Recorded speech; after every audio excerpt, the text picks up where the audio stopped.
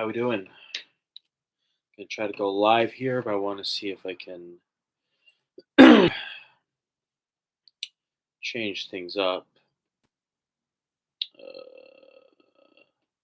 Just gonna wait a little bit. First off, I'm gonna share this with people.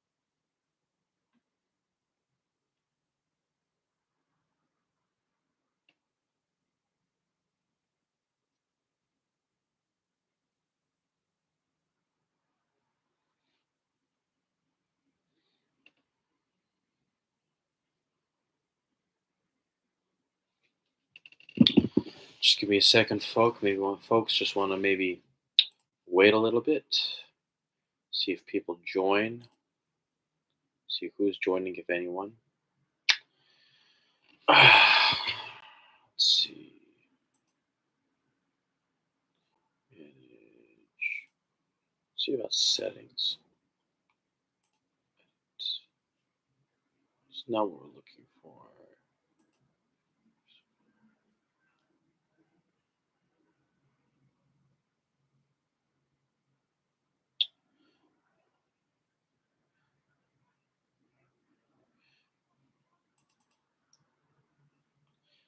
Trying to make sure, see if this is working or not. Trying to figure that out.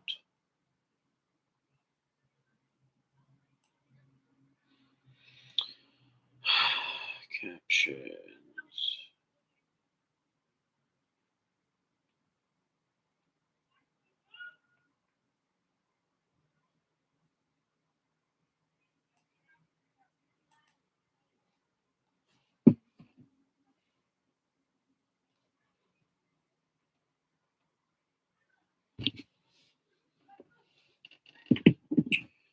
So I don't know if this is working. I hope it is. I very much hope it is. I very much hope it is. I want to see if maybe. Let's see. Okay, here we go. Microphone. Manage. Content settings. Internal microphone. There we go. Hopefully that's working. Uh huh. Groovy. Groovy, groovy. Let's see.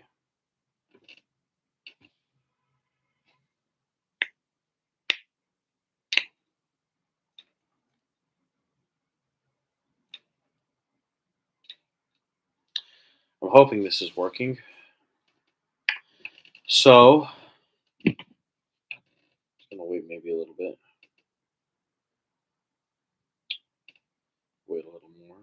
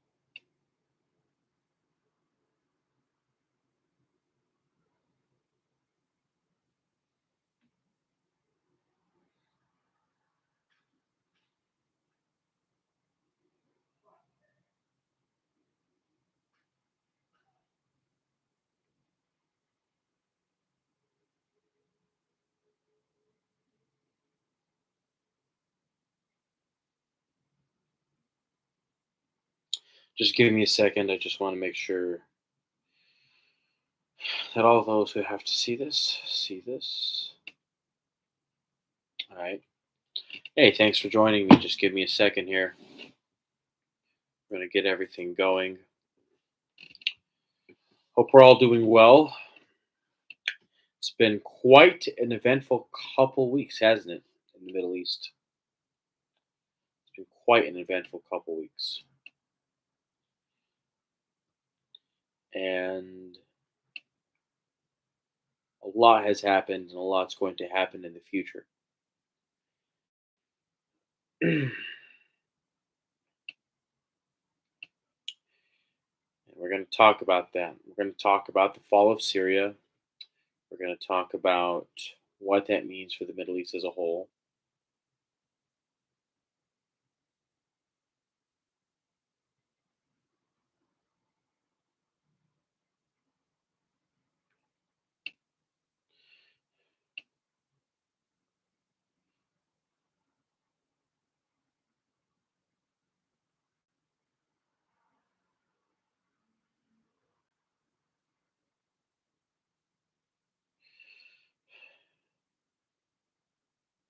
God willing, we'll figure that out. We've got two people coming, two people live. If you guys will stay just a couple minutes, let's see if we can get a few more people on.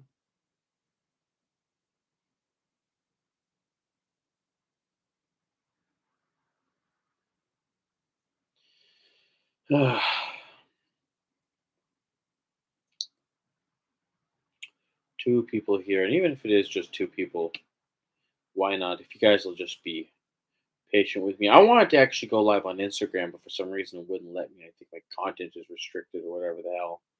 I'm gonna see if I can get that restriction lifted hopefully by next week because I want to do this a weekly thing where I just start talking. I just start talking about this stuff on a regular basis. I have a really crappy camera. What can you do?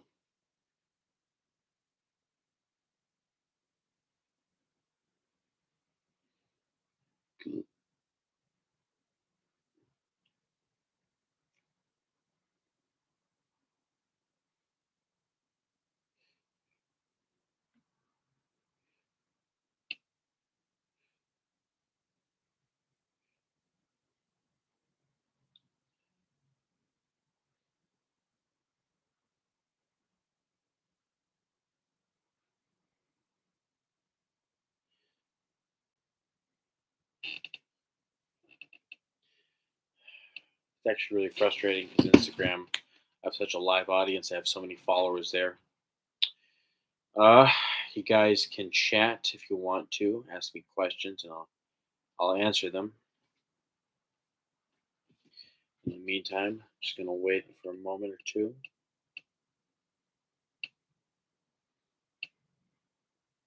Hold up here. Here's what I can do. I can just send a story. Actually,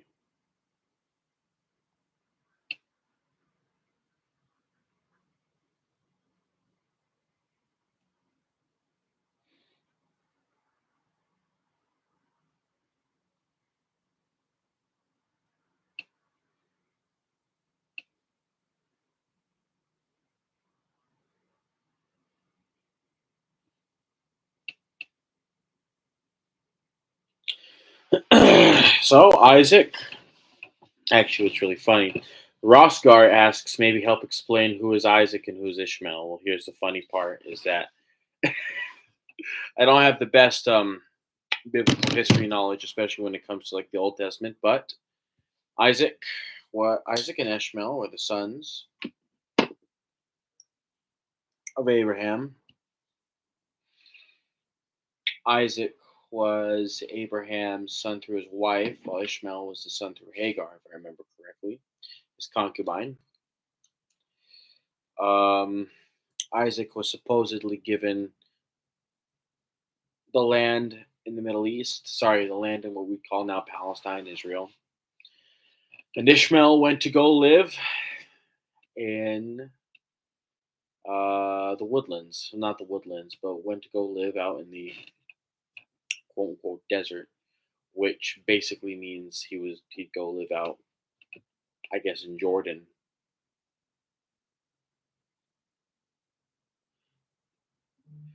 He says Rosgar says prop belief was that the Hebrews are Isaac and Muslims think they come from Ishmael.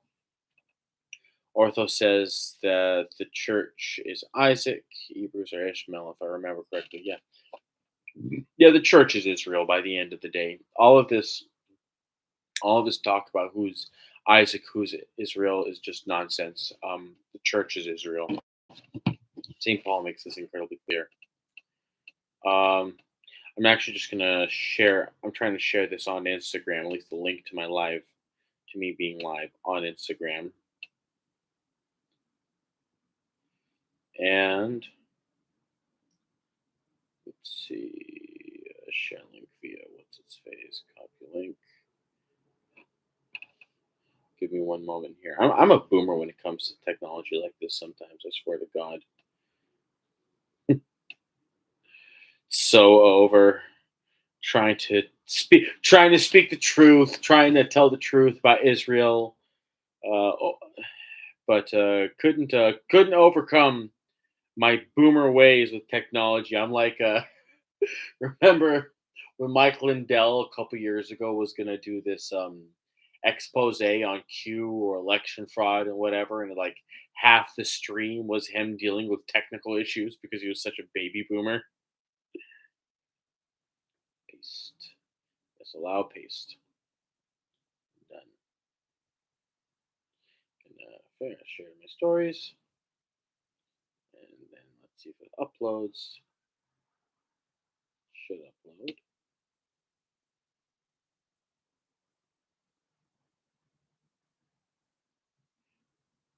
And now that it's uploaded, so yeah, Ross, I mean, that's just really all there is to it.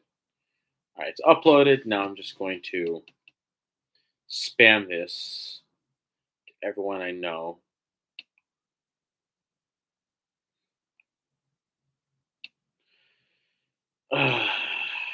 Make them watch. Even though it's 10:42 at night, make them get up and watch because important things are happening. Very important things are happening, and everyone needs to be aware. Everyone needs to understand.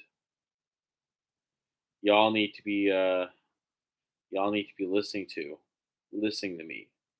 You all need to be listening to what I'm saying right now. Four people. I've got four people live. Let's go. Let's go. We love it. Yo, Dylan Pilcher Universe. How we doing? Greatest universe is the Dylan Pilcher universe. I don't know who Dylan Pilcher is, but that's a good universe he lives in. And I'm just gonna spam this and make people watch my thing. We got four things going on. Hope we're doing well. So, but no, um, I do not necessarily endorse any of this. He does not. He may not endorse it, but he's here observing. Here observing, trying to see what's going on. Does not mean he endorses it. He's just a free thinker. He's just a free thinker, thinking freely on the land. Can't stop Dylan Pilcher from thinking freely, right?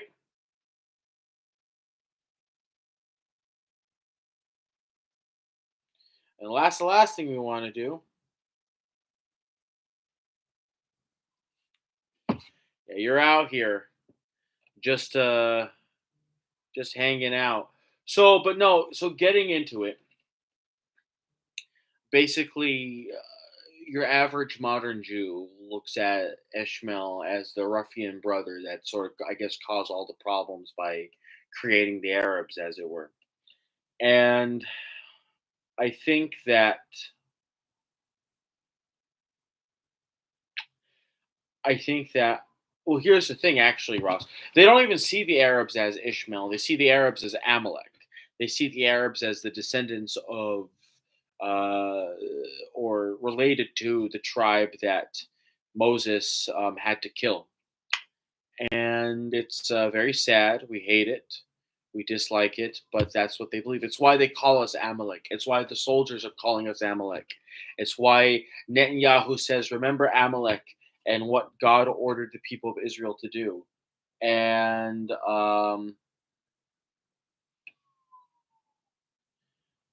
I think that it's one of those things of that's just what really just drives the genocidal onslaught. But we're not going to talk about that tonight. We're not going to talk about that tonight. Give me a second here. We're going to talk about Syria.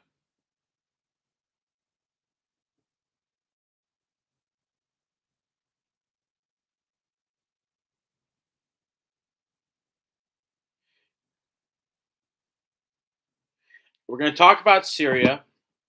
We're going to talk about what happened in Syria. And hopefully, we're down only to two people live. We were at four. Hopefully, it'll get more. Hopefully, more people will come in. More people will start watching. Just give me 2 seconds. I am going to send one more. Let's send just one more thing, right? Just to talk about it. Share. Share on my Facebook. We're going to share on Facebook for the boomers to know. So, the boomer technology.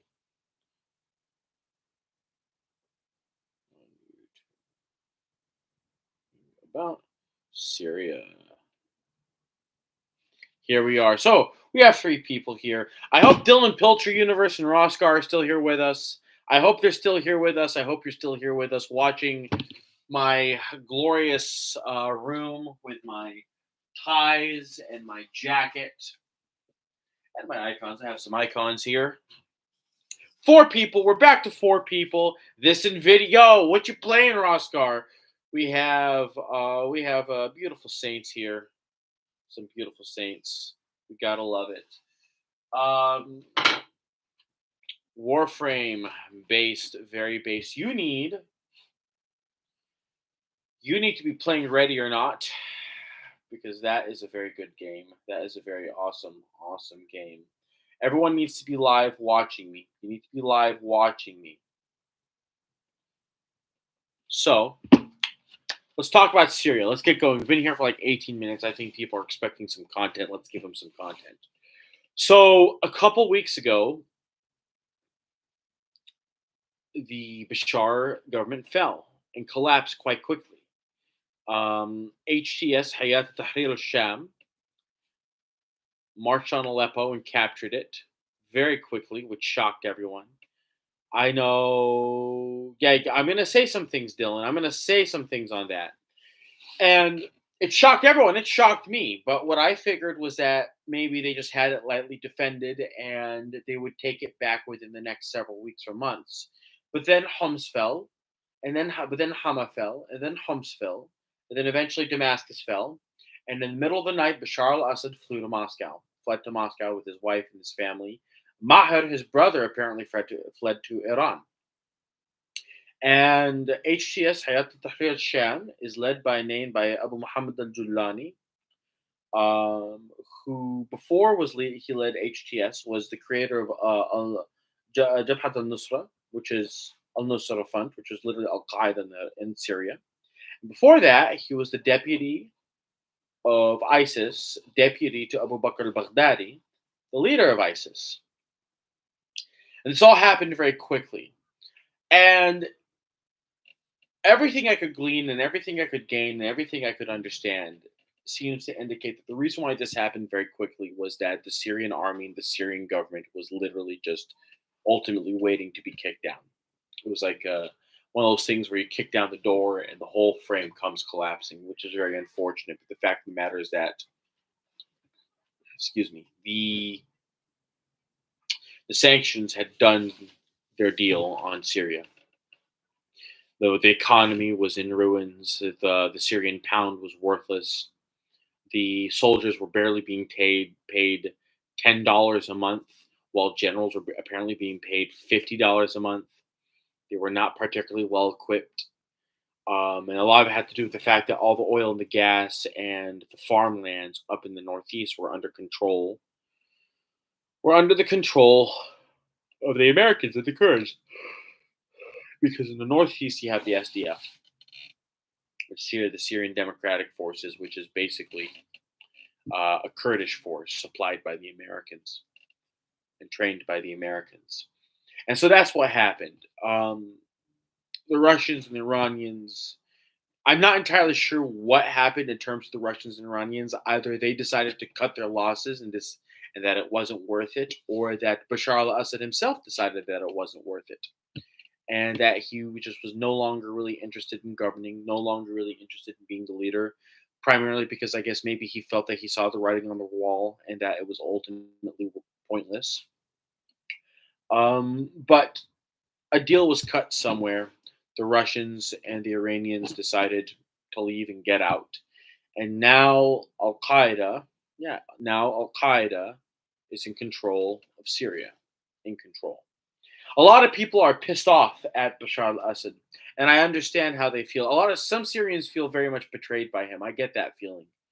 But I actually was thinking about the fall of Gaddafi, and I remember actually watching the video of him being captured by the rebel forces, where they beat him and they humiliated him and they even sodomized him with a bayonet before killing him. And after watching that, in retrospect, I don't blame Bashar for fleeing. He probably was very scared, rightfully so, of what they would do to him, what they would do to his wife. I'm not sure that's something he wanted, and frankly speaking, I don't. That's not a fate that he deserved. Nothing like that. Bashar al-Assad. This is not God. This was not the savior of the civilized. This is not the savior of the world. This is not some ultra genius. We are talking about an authoritarian dictator and a man who used force and, in some cases, especially with what we saw coming out of Sednaya prison, brutality to maintain his authority. Now, no, Sednaya prison did not hold 150,000 inmates, and no, there was not a panini press that Bashar al-Assad used to squish his political opponents to death, right? But this was a prison that held rapists, it held murderers, it held terrorists, and it held political prisoners as well. I mean, it held people that oppose him. And now, I have to be honest. I have to be honest. Well, actually, before I get that, let's get more into what happened. So, the government falls, the army retreats. A lot of them straight up retreat into Iraq. They don't. Some of them go to Lebanon. Some of them are actually still apparently holding resistance in Latakia and Tartus on the coast of Syria. But what happened is that immediately after the Syrian army collapsed, the Israeli Air Force launched the largest offensive in its history, striking up to my last count a couple hours ago, nearly 500 targets using close to 2,000 bombs, is what I understand. And what they did is they destroyed all of the Syrian army's military infrastructure, air defense, their naval assets, their naval ports, missile launch sites, strategic depots, ammunition depots in general, armored capabilities, research sites. Basically neutering Syria. This new government can't take this. They can't take this infrastructure. They cannot use it to secure the country. So now we have a neutered country with no real military assets or military infrastructure. There's a lot of looting happening because Al Julani has basically opened up all the prisons, not just in Sednaya, but in Damascus and Aleppo in general. So you have looting, you have general vandalism. There's no law and order. There is no police. You have the Israelis not just engaging in a massive air offensive, but you also have the fact that they invaded. They invaded Syria. They they conquered the entirety of the Golan Heights, including Mount Harmon, which actually I'll call it Jabal al Sheikh because that's its real name, Jabal al Sheikh, Mount Harmon. And they started moving. They're apparently like 15 to 20 kilometers away from Damascus. They have taken control of a series of villages near the Golan Heights. And these villages are occupied mostly by Druze. Druze are a religious sect. Um, and Syria has fallen. And to be quite frank and to be quite honest with you, I am very ashamed to be an Arab today.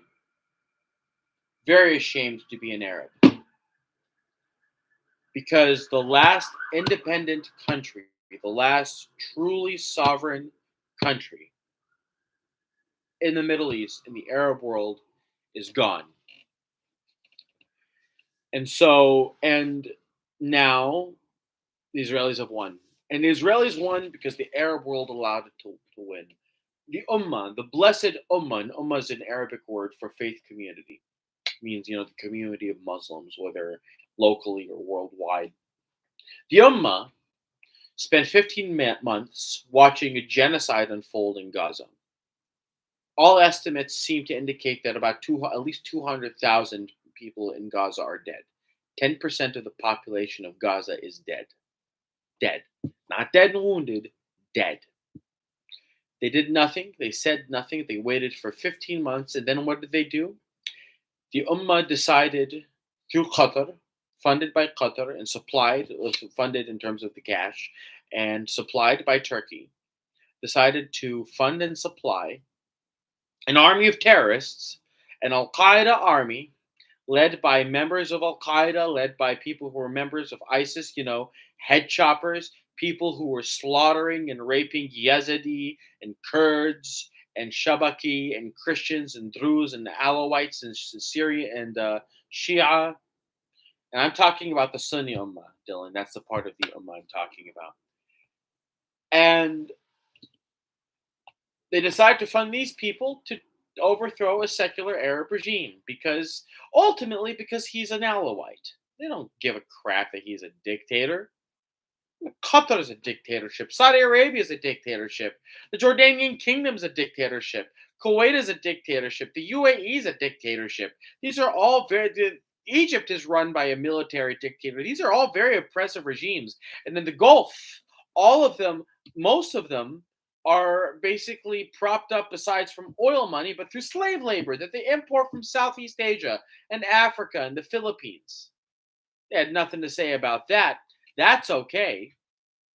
But the Shiite dictator, we can't have that.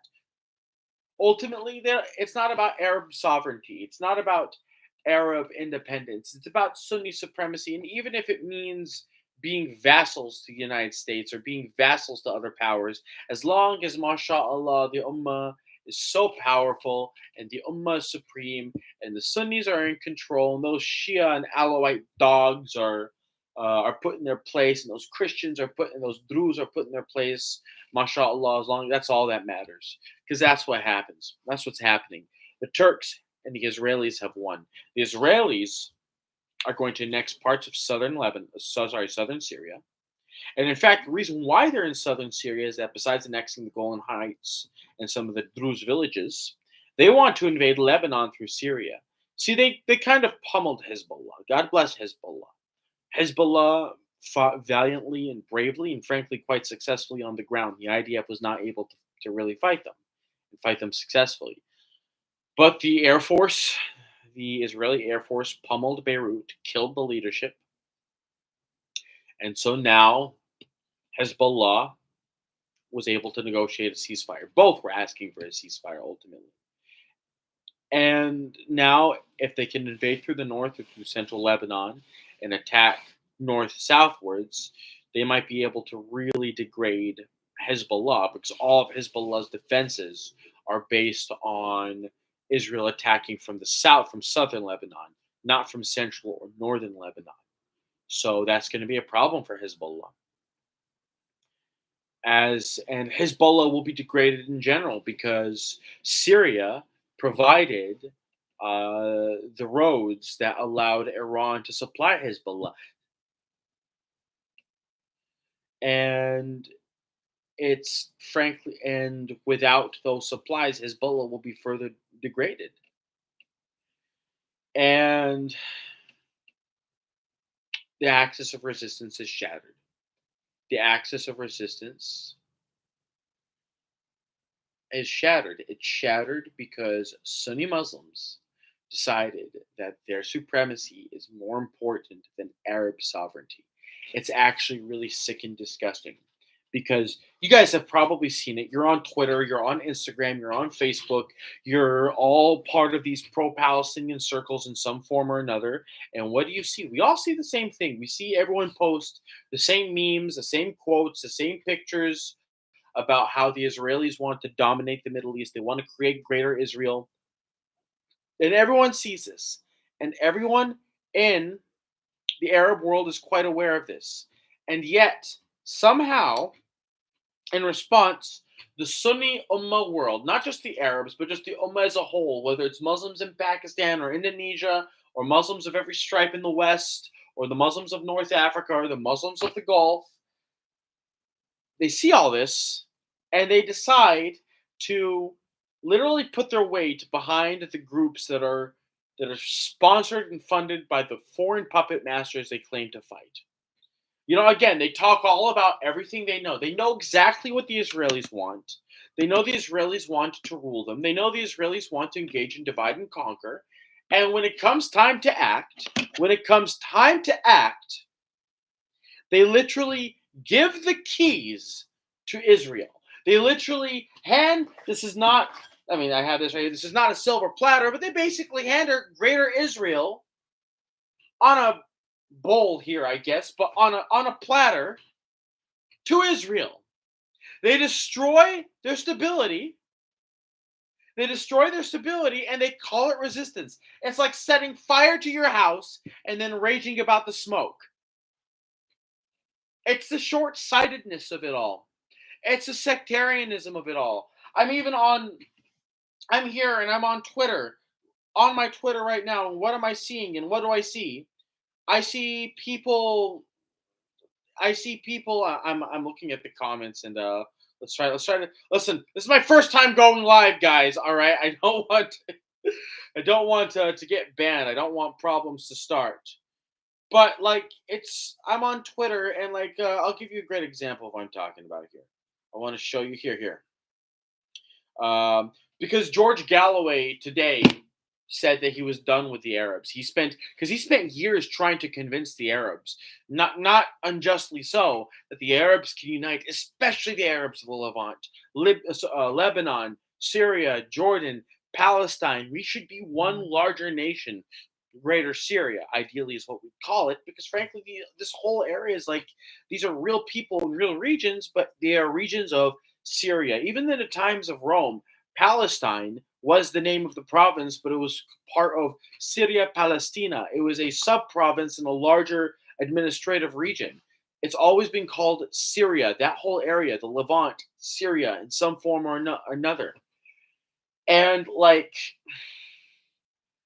George Galloway said he was done. He spent years trying to convince the Arabs to unite, and they refused to. They're a lost cause. The Arabs in the Gulf, they like their petty monarchies, and they like building their castles on the sand, using slave labor, living off their wealth, living decadently, such decadent opulence, and it's not sustainable. It's going to collapse, and I'm going to enjoy watching Abu Dhabi basically crumble. I'm gonna enjoying Riyadh crumble. Gonna enjoy watching Dubai crumble. And it's instead of uniting against aggression, they decided to be vassals of the Americans. And the Ummah decided to put its weight behind terrorists. And the end result is what you're going to see here in Syria, is the northern area is going to be ruled by the Turks, Aleppo, Idlib. That's going to be, because Syria is going to be carved up like a cake. They're going to Idlib and Aleppo, which is in the northwestern part of Syria. That's going to be ruled by the Turks. The southern part, Damascus, that's going to be basically ruled by Jelani and whatever interim government he creates, because they have no way to secure the country. They have no way to secure the country. That army now is going to be funded and supplied by the Turks because they have no real native way to supply themselves now, right? There's no military infrastructure left. So all security guarantees will have to come by outside people, which means you don't have sovereignty. If your security guarantees, if you cannot guarantee your own security, if you cannot maintain your own economy, you don't have sovereignty, right? So Damascus is basically probably going to be controlled by the Gulf and Jordan. Count Kilroy Graph, are we getting Sykes-Picot 2.0? Yes. Yes, we are. That's my prediction. We're getting Sykes-Picot 2.0. Right now, a lot of foreign leaders are in Jordan talking about the state of Syria. A lot of the people involved in what's been going on in Syria for the past 13 years are in Jordan right now talking about it. And you know who's not involved? The Syrian people. The Syrian people are not involved in any of this. So the Northwest is going to be Turkey. Damascus, that's going to be that's ruled by Jelani. That's going to be the Gulf and Jordan.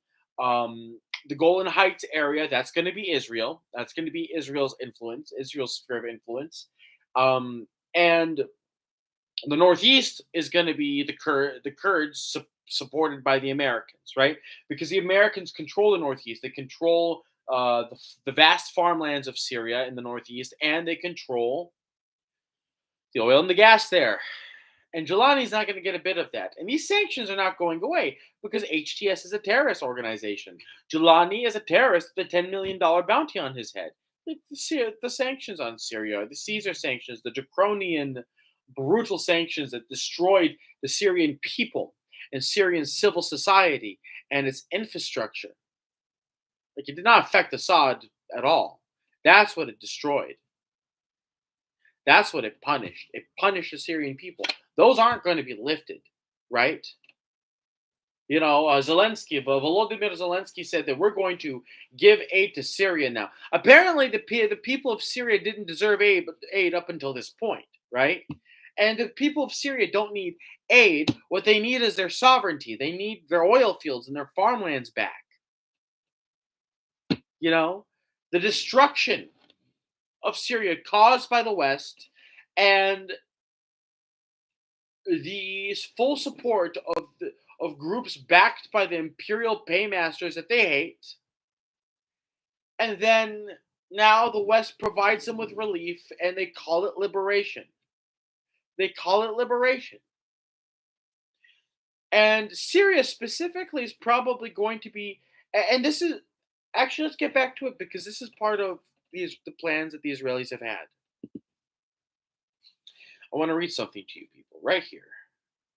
This is the introduction to, it's part of an introduction to a plan written by a man named Oded Yinan, who was an advisor to Ariel Sharon, and this was written in 1981, 1982, when Ariel Sharon was the defense minister of Israel. He would later become the prime minister. And this is actually the foreword to the plan written by Israel Shahak. And this was, now the context of this is the Lebanese civil war in the early 80s when Israel's involved in this, and the Israelis are funding the Lebanese forces and they're funding certain groups, and they want to see Lebanon destabilized because the Palestinians had a militant presence in Lebanon. I want to read this to you guys, and it's really important you hear this. Lebanon's total dissolution into 5 provinces serves as a precedent for the entire Arab world, including Egypt, Syria, Iraq, and the Arabian Peninsula, and is already following that track. The dissolution of Syria and Iraq later on into ethnically or religiously unique areas such as in Lebanon is Israel's primary target on the Eastern Front in the long run, while the dissolution of the military power of those states serves as the primary short-term target. Syria will fall apart in accordance with its ethnic and religious structure into several states, such as in present-day Lebanon, so that there will be an Alawite state along its coast, a Sunni state in the Aleppo area, another Sunni state in Damascus, hostile to its northern neighbor in Aleppo, and the Druze, who will set up a state, maybe even in Argolan, and certainly in the Hauran and in northern Jordan. This state of affairs will be the guarantee for peace and security in the area in the long run, and that aim is already within our reach today. That was 50 years ago, and what are we seeing right now? Some of the Druze villages in Syria are asking the Israelis to provide them with protection, and they're even talking about forming their own Druze state. The Alawites on the coast are talking about forming their own Alawite state, if not creating a union with Lebanon, talking about quote unquote greater Lebanon, whatever that means. The Turks have ground forces, regular soldiers of the Turkish army are already in Syria right now. They're in Aleppo, and they're in Idlib, and they're in other parts of northern Turkey. Sorry, northern Syria. The Kurds are considering making a Kurdistan in northeastern Syria. And you have the Turkish controlled area of Aleppo and Idlib. And then you have Julani in Damascus. Israel won. Israel got everything it wanted, and the Ummah handed it to them. Not just that. Al-Julani, the leader of this new government, has refused to. He just acknowledged what the Israelis have been doing in Syria, and he acknowledged it by submitting a complaint to the UN, not by openly condemning it, not by demanding the Israelis leave, not by engaging Israeli forces. He submitted a complaint to the UN. And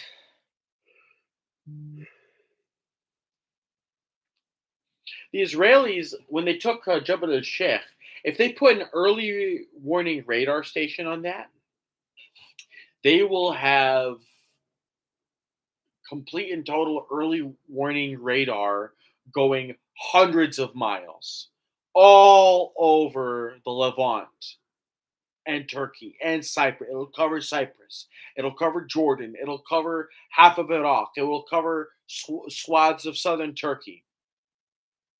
So it's going to be very hard for anyone to strike Israel. If they do that, it'll be very hard for any real movement because the Israelis will see it. And this new government, this blessed new government of the Ummah that supposedly loves the Palestinians so much, just asked the Palestinian resistance factions that al-Assad was supporting to disarm and to shut down their training camps. Let's can we all get in the chat? Can we all clap for the Ummah? Let's clap for the Ummah in the chat. Come on, guys. Count Kilroy and Dylan and Luftwaffe, everyone watching. Let's all clap in the chat for the Ummah.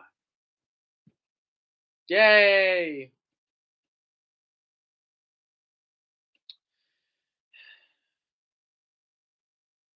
And here's the thing. Dylan Pilcher Universe says, quote, Pan-Arabism should have solved this by now. The Arab states, including Iran and other Muslim-majority countries, should be self-governing and internationally respected. They should be. But the fact of the matter is that United Arab countries are a threat to Israel. They're a threat to Israel and ultimately a threat to Western hegemony in the region. More specifically, Israeli hegemony in the region. Because ultimately, the Israelis want hegemony of the Middle East. And by destroying the axis of resistance, first, they were able to degrade Hezbollah. Then now they've destroyed Syria. Because here's the thing, all that air defense they destroyed, that means that not only can Syria frankly, these new guys are not going to supply Hezbollah at all. Do I think real quick? Do I think Luftwaffe? Do I think Mossad is watching this stream? I hope they are. You know what? I hope they are. I hope they are. I don't care. Let them watch what they want. I have nothing to hide. I'm a peaceful man. I believe in peace. I'm a lover, not a fighter. I'm a lover. I love everyone. I'm a Christian.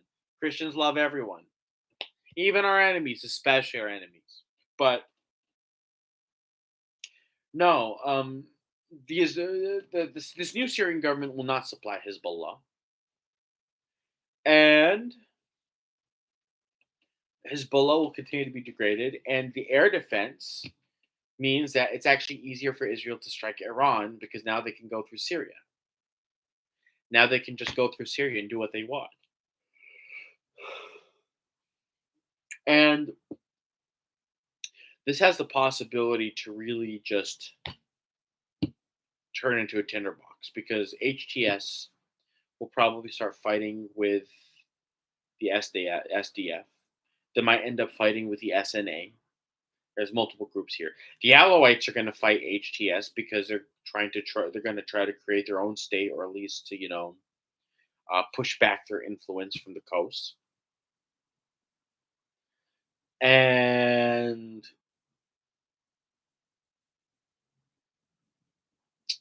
I mean, this is going to turn into Libya 2.0. I promise you, this is going to turn into Libya 2.0.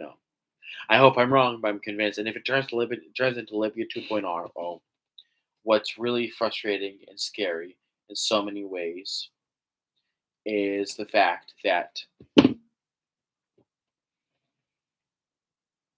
this could spread into Jordan. If it spreads into Jordan, because one thing you also have to understand is that it's not just HTS and the SDF and the SNA and these new Alawite resistance fighters, because they used to be the Syrian army, now they're resistance. Yeah, sorry, it's pretty late here. It's 11 p.m. Unfortunately, couldn't start streaming until now. What's frustrating is just the fact that you have like 5,000 fighters from Turkestan, the Turkestan Islamic Party. We're talking about literal cave dwellers from Central Asia and Western China, the Xinjiang province, these Uyghurs and these Turkmen and Tajiks and Uzbeks and Chechens and Dagestanis and these people did Syria is not enough for them. They're going to want to go down into Jordan, repeat this, and get rid of the king. And if they get rid of the king and if they destabilize Jordan, the Israelis are going to say, oh, well, we have to go in, we have to secure ourselves, we have to create another buffer zone on the east of the Jordan River. And here's the thing, because Jordan doesn't even have any air defense. I actually was checking, will the Jordanians have like Patriot systems or something? Because they're basically supplied by the Americans and the British. And no, all they have, excuse me, all they have are just a handful of man pads from the 60s and 70s, and like they will basically be able to destroy whatever assets the Jordanians have on the ground.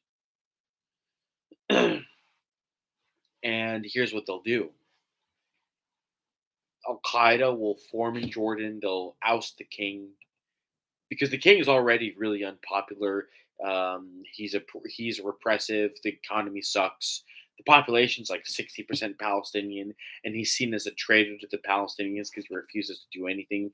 They call him the Tomato King because Jordan sells tomatoes to Israel, and so if he's ousted, because while yeah, there are some tribes out in the Nabatean desert, the desert area of Jordan that are loyal to him.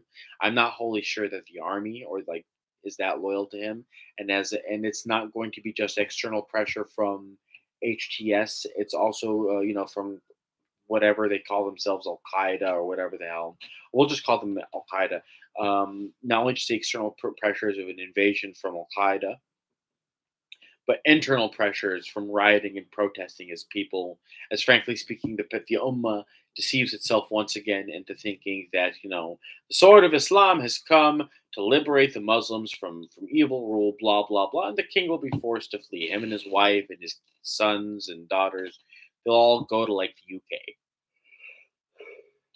They'll go to the UK because they can't go back to Mecca and Medina anymore. I'm doubtful they'll be able to do that. And so what happens is Israel will go east of the Jordan River. They will secure a buffer zone. And then they will say, okay, well, now that the Palestinians can elect, they can create their own state. They're basically going to say that now the Palestinians have their own state. And then they're going to ethnically cleanse Palestine and force all the Palestinians in from the West Bank into Jordan. and they'll just keep the Gazans in a smaller concentration camp than they do now. And I'm pretty convinced that at this point, like, there are opportunities, but it's pretty much over for the axis of resistance unless the Iranians are willing, because the Iranians took strategic patience and they turned it into strategic cowardice. And the Iranians, they failed. They dropped the ball. There's no other way to put it. Like, I love Iran, and I not now, nor will I ever like doubt Hezbollah or blame Hezbollah because they sacrificed so much for us, and I'll always be incredibly grateful for it. By the end of the day, the Iranians dropped the ball on this, and their deterrence was static when it should have been dynamic. Their strategic patience, like I said, turned into cowardice, and now here we are. Now Iran is weak. I wouldn't say like very weak, but they are exposed. They are exposed. They are exposed, and there are real and serious threats to them. And Trump is going to. And here's the thing, because the Iranians and the Arabs as a whole, all throughout all of this, have proven themselves to be slow and ponderous and not being daring, not striking when not at all striking or taking gambles or really taking risks or be acting decisively. And Count Gilroy Graff says Donald Trump will facilitate all of this and call his administration peaceful. Yeah, he will. He will see an opportunity to try to destroy Iran, to try to get rid of the Islamic regime.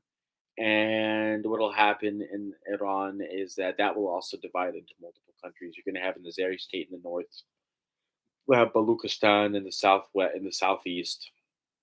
You'll have you'll have Kurds in Iran try to create their own Kurdistan. Um, the it's about dividing and conquering. It's about dividing and conquering. It really is. Tribes with flags, small little statelets that Israel ultimately can control and influence. And that's what's happening in the Middle East. And it's shameful. It's shameful to see how the Arabs are acting, to see Arabs accept this. It's shameful to see Arabs discard nationalism for religious sectarianism, especially the Sunni Muslims who have done nothing. And here's the thing, all of this is going to happen, and the Sunni Muslim world will still not do anything. They will not lift a finger for Palestine. And the Palestinians will be destroyed as they're driven out of the West Bank, killed and expelled and humiliated, finally and ultimately. The Ummah will cry, and the Ummah will shed their tears, and they will lament. And they'll be like, Ya Allah, it's so sad. Astaghfirullah. Actually, I want to share something with you. It's something I saw. One moment here. There's this Bushra Sheikh. There's this woman named Bushra Sheikh. She's an Indian, right? An Indian Muslim, right? I mean, like Muslim, cultural Muslim. And she's a presenter on BBC, if I'm correct. Or at least she's a presenter on BBC or something. And she is very pissed off at George Galloway, and George said that he abandoned the Arabs and he's done with them. She says, quote, Arabs are a lost cause, aka Muslims are a lost cause, is what non-Muslims will revert to because they do not possess Tawheed. The hell does Tawheed mean again? I'm just tired. Meaning, does that mean? Yeah, I figured oneness of God. I knew it meant oneness of God. Excuse me. She says, Arabs are a lost cause, aka Muslims are a lost cause, is what non-Muslims will revert to because they do not possess Tawheed, which is belief in the oneness of God, or tawakkul, which means belief and hope in the faith of God. That the world and everything that exists, what happens or doesn't, is Allah's decision. We will get it wrong and wrong again until we get it right, but never a lost cause. He is the best of planners. This is Cope. This is cope. This is how Sunnis cope when they fuck up. This is how Sunnis cope when they destroy and shit on everything. I'm sorry, but that's how I'm gonna put it. When you destroy your stability, and when you literally toss away your sovereignty to become a vassal, because now everyone in the Arab world, it's not even just the Sunnis. The Druze are going to be vassals to the Israelis. The Kurds are going to be vassals to the Americans. The Sunnis will be vassals to the Turks, right? Um, the Alawites are hoping maybe the French will take them, right? Because I don't know who else would possibly support them. And the Christians are going to be stuck in the middle. Either they're going to be forced to be supported by Israel, which will which will piss off everyone, or they'll be on their own, which means they're going to get super royally screwed. But hey, you know, tawakkal ala Allah, which means trust in God. God will, inshallah, God will make things right as we destroy our sovereignty, as we become little vassals, and it's going to take decades, if not centuries, to regain that sovereignty back. It really is going to be. It's going to take decades. Count Kilroy Graf, Michel Aflaq had a dream, but the Arab people couldn't see the greater picture. You're not wrong. You're not wrong. And a lot of this had to be. And here's the thing, like I like to tell people is that this is, of course, I am not simping for Islam. I never have, and I never will simp for Islam. You guys obviously can hear the criticisms that I'm laying down. But the fact of the matter is, this kind of Salafism, this kind of extremism, as we know and understand it, is Western funded. Historically speaking, especially in Palestine, the most successful resistance was either through Muslim Christian associations, political and social associations that were trying to build a Palestinian state in the 20s and 30s, or in 1936 with the Arab Higher Committee, in which all the Palestinians, Muslims, Christians, Druze, whatever have you, all were united in throwing off both the Zionists and the British. The most successful resistance we ever really had was resistance through secular nationalism that united everyone. Even on Twitter right now, even on my phone when I'm on Twitter, everyone's still talking about, well, the Sunni Shias need to stop. No, no, no, no, no, no. It's not just Sunni. It's not just Shia. It's Alawi. It's Druze. It's Christian. It's Yazidi and Shabaki and Armenian and Kurd and Cicercin. Here's the thing. Like, the Levant specifically is a tapestry of many colors, and that it is a diverse place, and not in the Western global homo version of diversity. It's a naturally diverse area due to thousands of years of history that organically made it that way. And the Sunnis forget this. And they don't care. I'm going to tell you this right now. I'm going to predict this. I am, and clip this, clip it as a particular, as some people say. When the Israelis are ultimately successful in their annexation of the West Bank, they will destroy Al-Aqsa Masjid. They will destroy the actual masjid, and then they will destroy the Dome of the Rock. And when they do that, the Arab world will do nothing.